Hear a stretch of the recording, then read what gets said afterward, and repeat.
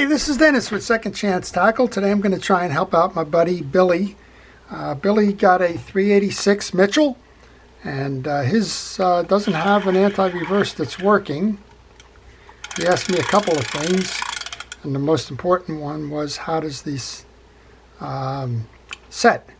Because what he did was he opened up the case, found the springs were just kind of tucked conveniently inside the case. The anti-reverse wasn't working, and he doesn't know how to put it back together. Well, I have this 386, and the bail's not firing on it. I think that the plastic block that's controlling the trip lever is broken, and I've been meaning to take it apart, see why the bail is failing, and Billy gave me a convenient excuse to kind of do two at once, show him how to put the anti-reverse together and satisfy my curiosity about whether I got to go find a trip lever or not.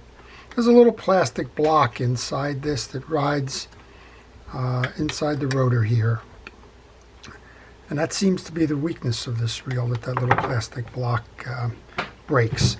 All right, I took the 4 screws out. We're going to get started at trying to understand the setup for the anti-reverse, and then we'll try and figure out the bail issue as well. Okay, well, this one's been sitting for quite some time. How do I know that? All of the grease has migrated to the one bottom low point on this reel. So you can see everything is kind of a silly putty, and it's all laying right there, which means that this reel's been stored like that. So it was probably on a pole, hanging maybe from a pole rack or something, and all the grease that was in here just kind of flooded down. So we're going to take care of that while I'm at it, just because, well, it's goop, and goop doesn't do any good for a reel. Look at that. I don't know what that is, but I don't think it's fishing reel grease. My guess is it's probably some kind of axle grease or the like. And the good news is that the reel's been working, so we're okay there. All right. So here's the first answer to your question, Billy. We've got a spring, and as you noted, this spring looks like the spring on a pen reel, the 60 series reels. It tucks in behind there. It comes under this post, and unfortunately, the picture you showed me does not have this nut on it. So I think you're probably missing the that nut here. Let's go ahead and take the reel apart. I'm going to remove that clip that holds the axle shaft in place. Now I can pull the axle shaft and spool off in one motion. Now I'm going to remove the block, and the block has got that same goop on it, so it doesn't hurt to clean it up. And we'll just go ahead and put that kind of back in where it belongs. And let's clean that up here.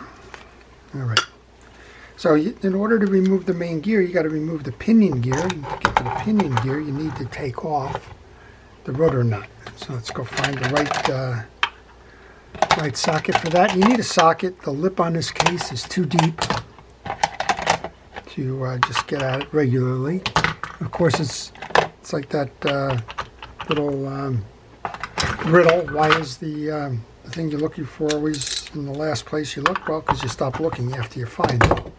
But we'll go ahead and take this off now. It's a 15 millimeter socket that helped me remove that. And we can just lift up on the case here. This is the block. I'm thinking, yep, it's broken. Okay, so that kind of answers my question there. I was assuming that little block that fires the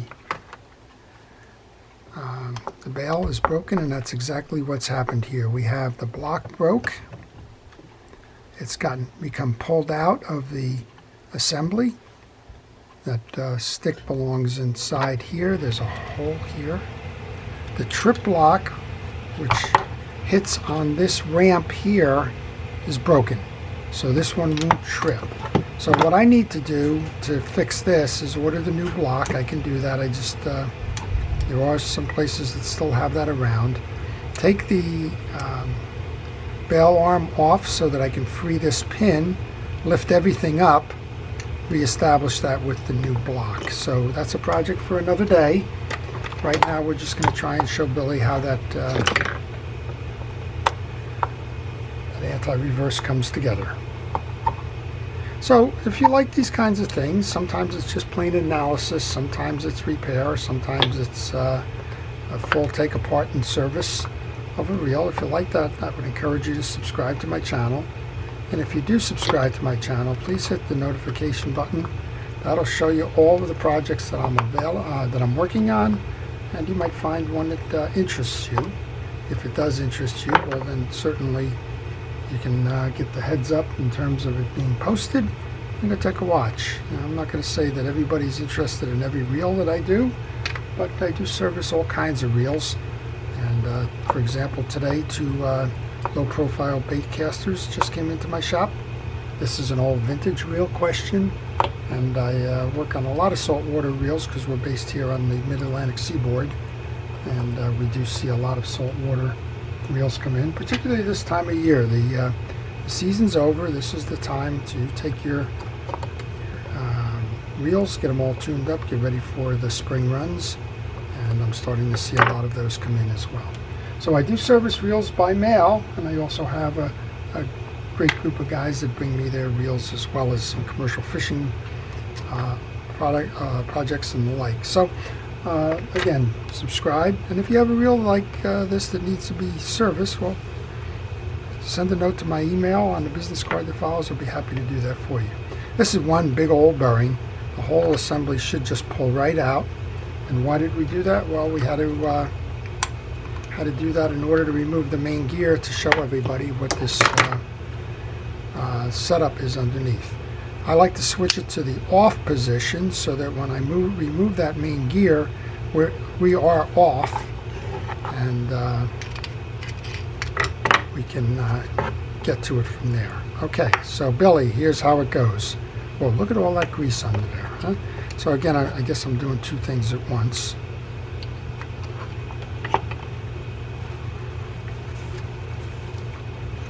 And we can do this.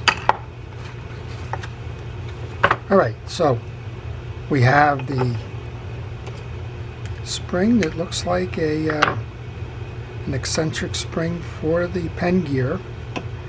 It's loaded into the back here, curls around and fits underneath the plastic piece. Now Billy has the plastic piece without the nut.